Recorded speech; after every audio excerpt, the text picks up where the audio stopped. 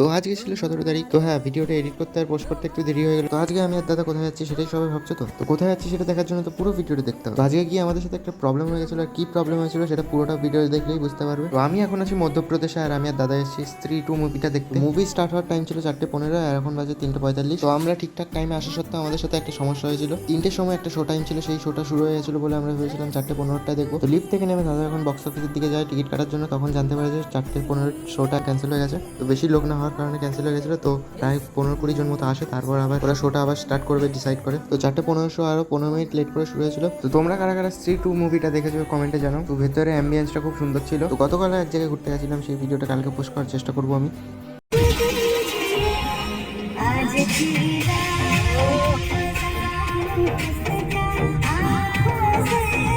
তো আমাদের এখন মুভি দেখা শেষ, আমরা বাড়ি যাই। তো ভিডিওটা যদি ভালো লেগে থাকে তাহলে একটা লাইক করে দিও। দেখা হচ্ছে একটা নতুন ভিডিওতে, ততক্ষণের জন্য বাই।